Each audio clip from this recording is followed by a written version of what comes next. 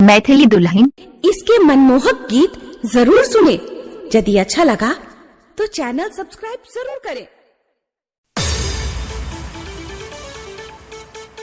निजाम बाबू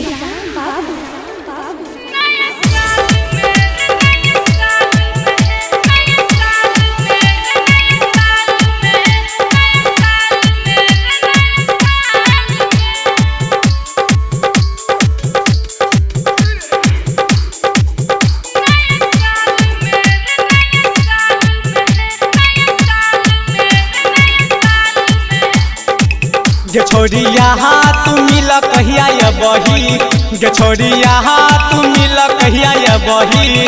नया साल मेरे नया साल में है, नया साल मेरे नया साल में, नया साल मेरे नया साल में। छोड़िया तू चुमा कहिया दे बही, गे छोड़िया तू चुमा कहिया दे बही। नया साल मेरे नया साल में है, नया साल मेरे नया साल में, नया साल मेरे नया साल में। निजाम बाबू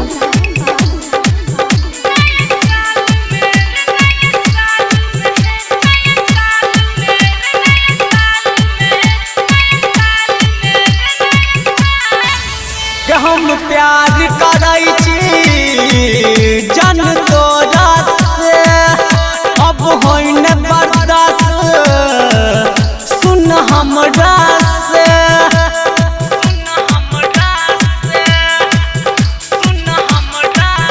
हम प्यार करै छी जन तोरा से, अब होई न बर्दाश्त सुन हमरा से। गे छोड़िया तू हमरा कहिया दे बही, गे छोड़िया तू हमरा कहिया दे बही। नया साल मेरे नया साल में है, नया साल मेरे नया साल में, नया साल मेरे नया साल में।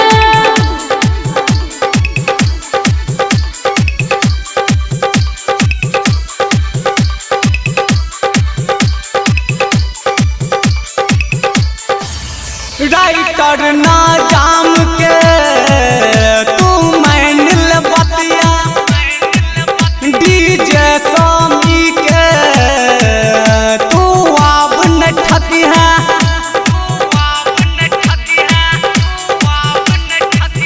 राइटर ना जाम के तू मान ले बतिया, डीजे स्वामी के